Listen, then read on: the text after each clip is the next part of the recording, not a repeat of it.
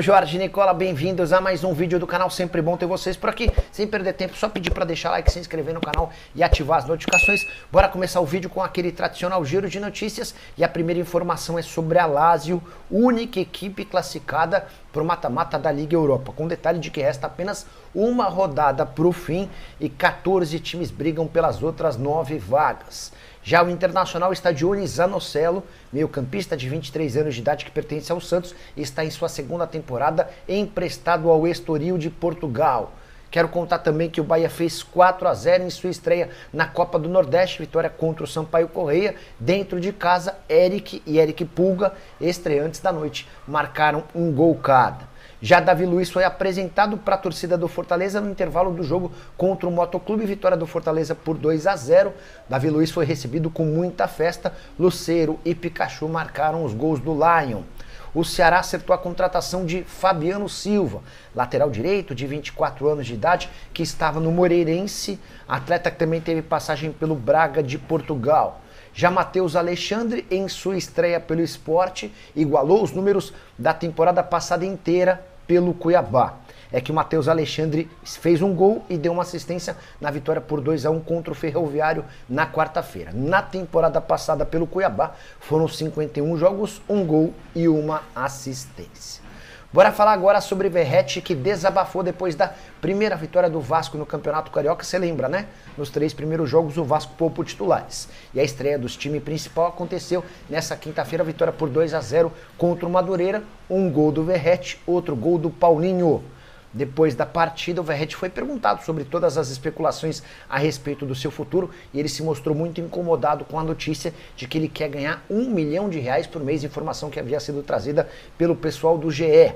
Abre aspas para o argentino, falaram que eu pedi um salário que é mentira, também disseram que eu não iria voltar. Acho que mereço respeito, até porque sempre honrei e respeitei essa camisa e vai ser assim até o último momento. Não gostei do que se falou e cabe às pessoas não acreditarem, mas eu fico aqui e fico até que me mandem embora, fecha aspas. Gosto demais do Verratti, acho que a participação e presença dele no Vasco é super importante, mas foi o Verratti e seu empresário que permitiram todas essas especulações a partir do momento em que ele passou a batalhar por um aumento salarial. Só para completar, o Vasco agora tem 6 pontos depois de 4 rodadas, foram 3 empates com o time reserva e a vitória do time principal. Hora de falar sobre o futebol argentino que decidiu investir pesado para tentar acabar com a soberania do futebol brasileiro, especialmente na Libertadores. Os times de lá gastaram juntos 53 milhões de euros ou 327 milhões de reais em contratações de reforços nesse início de janela. Números abaixo do que a gente pratica aqui, mas bastante consideráveis se a gente levar em consideração o que se gastou na Argentina nos últimos anos. San Lorenzo, Boca Juniors e News Old Boys foram os clubes que mais gastaram. O Boca, por exemplo, gastou 9 milhões e 700 mil euros com Alan Velasco, jogador que vem do FC Dallas. O Boca também já havia contratado o Carlos Palacios do Colo-Colo por 4 milhões e meio de euros, Ander Herrera, ex-jogador da seleção mexicana que estava no Atlético Bilbao, Rodrigo Batalha, que vem do Atlético Mineiro, e Marquezin, goleiro do Grêmio. Aquele que mais investiu num único jogador foi o Estudiantes de La Plata, 14 milhões e 600 mil euros em Christian Medina, jogador que pertencia ao Boca Juniors. Isso é super incomum. Um investimento superior a 10 milhões de euros numa negociação entre clubes argentinos, não tendo nem Boca nem River como comprador. Falei do River Plate, o clube desembolsou 9 milhões e 700 mil euros, com Sebastian Driussi, que vem do Austin FC, 4 milhões e meio de euros em Gonzalo Montiel, que também estava nos planos do São Paulo. Só para completar, vale a lembrança de que o Racing também conseguiu vir ao Brasil e tirar jogador importante. Zaratio foi comprado do Galo por 2 milhões de dólares. Bora falar agora sobre o Clube Atlético Mineiro. O Galo aumentou sua proposta para contratar o volante Gregore, super importante no Botafogo da temporada passada. A primeira oferta do Atlético havia sido de 4 milhões de dólares. O Botafogo recusou. O Atlético subiu essa oferta para 5 milhões de dólares e espera por uma posição de John Textor. O dono da SAF do Botafogo tem alegado que não quer vender o Gregore, porque entende que ele é super importante, especialmente no meio-campo, super adaptado com o Marlon Freitas. A tendência é que o Botafogo tente um belo reajuste salarial com o Gregore, para que ele pare de escutar propostas de outros clubes. O Palmeiras também é outro interessado, embora ainda sem oferta oficial. Só para lembrar que a multa rescisória do contrato do Gregore com o Botafogo para clubes do exterior é de 4 milhões de dólares, mas a multa em território brasileiro é bem maior. Jogador que havia sido adquirido no fim de 2023 junto ao Inter Miami por 2 milhões e meio de dólares. Só para completar, contar que o Palmeiras, que também tem interesse no Gregore, fechou a contratação de um jogador para essa função de volante, o Martinez, contratado do Midland, da Dinamarca. Hora de falar sobre o Flamengo, que buscou, tentou e esteve perto de contratar Júlio Enciso, paraguaio, atacante, 21 anos de idade, que pertencia ao Brighton. Entre Flamengo e Brighton, a coisa deu uma bela avançada. O rubro-negro ficaria com o jogador por empréstimo com opção de compra, mas coube ao jogador paraguaio a escolha pelo Ipswich Town, time também da Premier League, que assim como o Brighton disputa a primeira divisão. O Enciso tem contrato no Brighton até junho de 2026. Na atual temporada havia disputado 16 jogos com um gol e uma assistência. Jogador formado no Libertad, lá do Paraguai, e comprado em 2022 numa operação de 11 milhões e 600 mil euros. Sem acordo com o Enciso, o Flamengo vai em busca de outras opções no mercado. A busca por um volante hoje é considerada primordial, até por conta do risco de saída de Eric Pulgar. Só para complementar o noticiário, o Pulgar, né? O Pulgar era com o jogador do Ceará, foi contratado pelo Bahia. O Pulgar, esse sim, chileno, que pertence ao Flamengo. Só para completar o noticiário rubro-negro, não são apenas 2 clubes portugueses que devem dinheiro ao Flamengo e viraram ação de processo na FIFA. O Almeria da Espanha também deve grana ao Fla. Tudo porque quando da compra do Lázaro junto ao Flamengo, o Almeria não pagou os impostos. Com multa e juros, esse valor hoje é de 11 milhões de reais. O Flamengo acaba de entrar com um processo na FIFA contra o Almeria, assim como já havia feito contra o Estrela Amadora e o Leixões. Bora mudar de assunto e falar sobre a disputa entre Palmeiras e Santos por David Washington.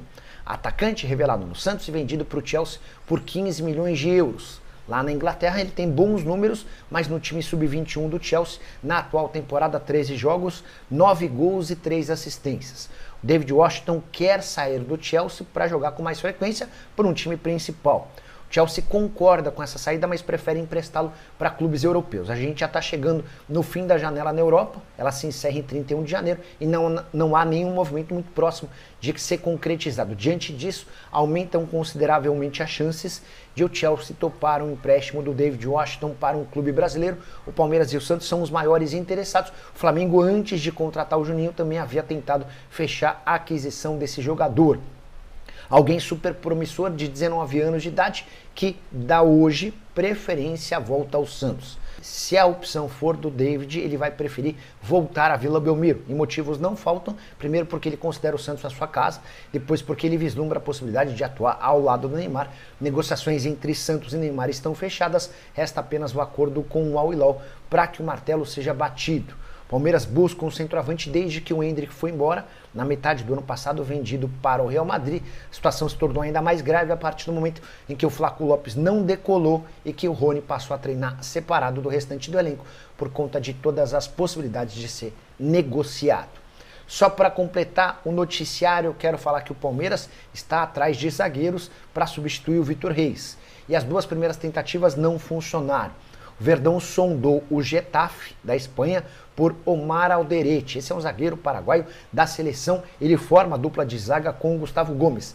Na seleção paraguaia tem mais moral até do que o Gustavo Gomes, só para vocês entenderem o tamanho desse defensor. Mas, como já havia acontecido com o Cruzeiro, que tentou a contratação do Alderete, o Palmeiras não conseguiu avançar em relação ao clube espanhol. Outro nome cogitado pelo Verdão foi de Igor Júlio. Zagueiro brasileiro, 26 anos de idade, pertence ao Brighton da Inglaterra. Esse cara surge no Red Bull, é vendido para o Salzburg, também da família Red Bull, depois vai para a Itália jogar na Fiorentina e foi comprado na temporada retrasada por 16 milhões de euros pelo Brighton. Mais titular do que reserva, o Brighton não tem a intenção de negociá-lo. Valentim Gomes, que também era alvo do Palmeiras, ou pelo menos foi sugerido ao Palmeiras, a negociação acabou esfriando, tudo porque ele tem negociações avançadas para jogar no futebol europeu. Bora falar de um assunto sério. O Corinthians demitiu na última quarta-feira um funcionário das categorias de base. Tudo porque o Timão havia recebido de atletas da base denúncias de pedofilia e assédio. E essas denúncias vieram acompanhadas de provas com registros de conversas, prints de mensagens, além de ligações de atletas com esse acusado. O nome do funcionário ainda não foi revelado, acho um grande absurdo. Se o Corinthians teve provas e mandou o funcionário embora, essa pessoa precisa ser identificada até para que essa pessoa nunca mais volte a trabalhar no mercado. Eu estou tentando buscar quem foi esse cara demitido na última quarta-feira. Tudo isso em meio às vésperas de uma decisão super importante. Nesse sábado, Corinthians e São Paulo se enfrentam na final da Copa São Paulo de Juniores, partida marcada pro Pacaembu, com o mando do São Paulo, até porque o Tricolor acumulou mais pontos do que o Corinthians ao longo da competição. Ah, Nicola, o que muda o mando de campo? Na final específica da Copa São Paulo muda bastante, porque só o São Paulo poderá ter torcedores. Você sabe que há um veto à torcida dos dois times em clássicos na capital paulista. Por conta disso, fazendo-se valer da melhor campanha, o São Paulo vai ter torcedores e o Corinthians não vai poder contar com ninguém na torcida no Pacaembu, que reabre suas portas depois de um longo e tenebroso inverno, enorme reforma feita no estádio. Ah, só para completar sobre essa pessoa demitida na última quarta-feira. Havia sido contratada em setembro do ano passado, pouco tempo depois já estava aprontando, foi demitida e eu espero que nunca mais volte a trabalhar com futebol, de preferência que vá cumprir seus próximos anos atrás das grades. Bora fechar o vídeo para falar sobre Cedric Soares, lateral direito português de 33 anos de idade, que esteve no estádio do Morumbi para assistir a vitória do Tricolor por 1-0 contra o Guarani nessa quinta-feira. A presença dele por lá já chamaria atenção. O que um lateral direito português que mora em Portugal foi fazer no Morumbi? Importante contar que antes dessa visita ele já havia estado no centro de treinamento do São Paulo. O que eu consegui apurar é que o Cedric foi oferecido ao São Paulo por um grupo de empresários com excelente relação com o Tricolor. São Paulo decidiu pedir que o Cedric viesse para cá, para passasse por um período de testes. Não dá para chamar de teste, mas é que ele apresenta uma dificuldade física. Por exemplo, na temporada de 2024 esteve em campo em apenas 3 jogos, que totalizaram 59 minutos. Então, há dentro do São Paulo uma desconfiança sobre a capacidade física do Cedric. Se durante esse período de avaliação ele mostrar que está bem, apto para jogar, o Cedric Soares será contratado pelo Tricolor. Jogador formado na base do Sporting de Portugal, com passagens por Southampton, Inter de Milão, Arsenal e Fulham. Ele era jogador do Arsenal quando emprestado para o Fulham, chegou a viver bons momentos com a camisa do Arsenal e também com a camisa da seleção portuguesa. No auge da sua forma física e técnica, era um lateral do direito dos mais confiáveis. E a pergunta que o São Paulo se faz é, será que ele segue capaz de entregar, de ser um bom jogador para o Tricolor? Tricolor que busca um lateral direito há bastante tempo, as negociações existem. Quero revelar a frase que eu ouvi de uma pessoa próxima ao Júlio Casares, abre aspas, o Cedric será observado no CT nos próximos dias para sabermos sua real condição e aí tomaremos a nossa decisão, fecha aspas. Se o Cedric se apresentar bem, por exemplo, no treino dessa sexta-feira, perdão, se durante o final de semana deixar uma boa impressão, o São Paulo já pode entender que trata-se de um bom reforço e finalizar a negociação. Se o São Paulo perceber que ele tem tido dificuldades, pode ser que esse período de teste, de avaliação, de observação aumente. Enfim, prometo ficar de olho e qualquer novidade conto para vocês, beleza? Você contrataria o Cedric Soares? Entende ser um bom reforço? Não contrataria? Já usa o espaço para comentário, só não esquece de deixar like, se inscrever no canal. A gente se encontra mais tarde. Tchau! Seja bem-vindo ao nosso canal de notícias do Botafogo. É um enorme prazer tê-lo por aqui para acompanhar as novidades mais quentes do Glorioso. Antes de começarmos, aproveite para se inscrever no canal e ativar as notificações. Assim, você não perde nenhum detalhe sobre o time que está enchendo os torcedores de orgulho. Agora, prepare-se, porque a notícia que temos hoje promete mexer com as emoções da torcida. Vamos lá! A saga de Bitelo, um jogador que passou de promessa a desaparecido, pode ter um desfecho surpreendente envolvendo o Botafogo. Isso mesmo, o meia, que brilhou no Grêmio e atualmente pertence ao Dinamo Moscou, tem seu futuro mais incerto do que nunca, mas também com possibilidades muito reais de vestir a camisa alvinegra. E o motivo para tanto suspense? O jogador, que não se reapresentou ao clube russo após as férias, foi oficialmente tratado como ausente pelo Dinamo, algo que irritou profundamente o atleta e seus representantes. Enquanto isso, nos bastidores, o Botafogo segue negociando uma contratação que pode ser estratégica para a temporada de 2025. A questão central para o desfecho dessa novela está nos detalhes do acordo financeiro, e eles não poderiam ser mais delicados. De um lado, o Dinamo Moscou faz jogo duro, insistindo em receber uma compensação inicial mais robusta, além de prazos de pagamento mais curtos e garantidos. Do outro, o Botafogo se mantém firme em sua proposta, desembolsar 2 milhões de euros à vista, deixando o restante do valor para ser pago de maneira parcelada ao longo do contrato. Essa postura cautelosa tem sido uma marca da gestão do clube desde a chegada de John Testor, que prefere evitar compromissos financeiros que possam comprometer o planejamento a longo prazo. Mas até que ponto o Botafogo está disposto a flexibilizar para fechar esse negócio? Essa é a grande questão que ronda General Severiano. O impasse na negociação já começa a levantar debates acalorados entre a torcida e até mesmo dentro da própria diretoria. Muitos acreditam que a postura rígida do Dinamo é compreensível, dado o potencial de Bitelo e o fato de ele ser um dos principais ativos do clube russo no momento. No entanto, o Botafogo não está disposto a ceder além do que considera justo, principalmente porque sabe que outros negócios importantes podem surgir ao longo da janela de transferências. O dilema é claro: investir pesado em um jogador como Bitelo, que pode ser decisivo, ou manter a prudência financeira para garantir flexibilidade em futuras movimentações. A avaliação sobre o valor de Bitelo também é um ponto crucial. Os 18 milhões de euros que o Dinamo exige pelo meia representam uma quantia significativa, mesmo para um clube que tem feito investimentos estratégicos desde que passou a ser gerido por um grupo internacional. O Glorioso está disposto a pagar por qualidade e potencial, mas não sem antes ter certeza de que o retorno, tanto técnico quanto financeiro, será proporcional. Bitelo, apesar de ser jovem e versátil, ainda precisa provar que pode render o que dele se espera em uma liga competitiva como a brasileira. Essa incerteza é o que torna a negociação ainda mais sensível. Outro fator que adiciona complexidade à situação é o contexto atual do Dinamo Moscou. O clube, que enfrenta dificuldades para manter atletas estrangeiros em meio a um cenário conturbado no futebol russo, busca uma saída lucrativa para Bitelo, mas não abre mão de condições financeiras que o favoreçam. Por outro lado, a postura do jogador, que preferiu estender sua permanência no Brasil e acabou sendo tratado como desaparecido pelo Dinamo, pode influenciar o andamento do negócio. Afinal, esse comportamento pode ser visto como uma estratégia para pressionar o clube russo a liberar sua transferência, mas também pode complicar sua imagem durante as negociações. Diante de tudo isso, a pergunta que fica é: até que ponto o Botafogo deve insistir na contratação de Bitelo? O meia tem, sem dúvida, características que podem agregar ao time de Bruno Lage, mas será que o investimento alto é o ideal neste momento? O torcedor alvinegro, sempre atento e apaixonado, também deve estar refletindo sobre essa questão. E você, o que acha? Bitelo merece esse esforço financeiro do Glorioso? Deixe sua opinião nos comentários, porque cada visão conta nessa grande discussão.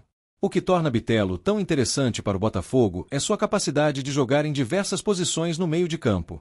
Ele é um meia com visão de jogo apurada, boa chegada ao ataque e características que podem agregar muita qualidade ao setor criativo do Glorioso. Além disso, sua experiência na Europa, mesmo que breve, pode ser um diferencial em um time que busca cada vez mais combinar juventude e qualidade técnica. Mas será que sua contratação justificaria os 18 milhões de euros totais exigidos pelo Dinamo? A diretoria parece acreditar que sim, desde que os valores se encaixem no orçamento.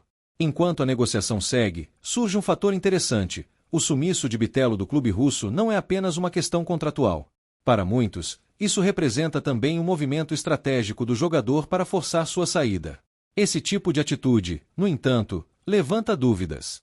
Será que ele estaria comprometido com o projeto alvinegro, caso a transferência se concretize? Ou essa situação delicada poderia trazer problemas futuros? Fica a dúvida no ar, e a torcida do Botafogo já começa a se questionar se a novela vale o investimento emocional. Enquanto esperamos por definições no caso de Bitelo, outros movimentos nos bastidores chamam a atenção. A diretoria do Botafogo está trabalhando com foco claro em contratações pontuais, e não apenas em grandes nomes, mas também em jogadores que encaixem no estilo de jogo de Bruno Lage. Com a temporada de 2025 prometendo ser uma das mais desafiadoras dos últimos tempos, com Copa Libertadores, Brasileirão e outras competições no horizonte, cada reforço precisa ser pensado estrategicamente. O caso de Bitelo é só mais um exemplo de como as decisões no mercado de transferências podem ser determinantes para o sucesso da equipe. Para completar, não podemos ignorar o impacto que um jogador como Bitelo poderia ter na projeção do clube. Desde a chegada do grupo Testor, o Botafogo tem mostrado ambição e planejamento para voltar ao topo do futebol nacional e internacional. A possível contratação de Bitelo reforçaria esse posicionamento, mostrando que o Glorioso está disposto a competir com os gigantes do futebol brasileiro e até mesmo europeu na busca por talentos. Mas a pergunta que não quer calar é: será que essa contratação está alinhada com o projeto de longo prazo do clube? Agora, queremos saber de você, torcedor alvinegro. Bitelo é o reforço que o Botafogo precisa para 2025? Acredita que ele pode ser a peça que falta no nosso meio de campo? Comenta aí e compartilhe sua opinião. Aproveite também para se inscrever no canal e ativar as notificações, porque as próximas horas prometem novidades importantes. Fique ligado!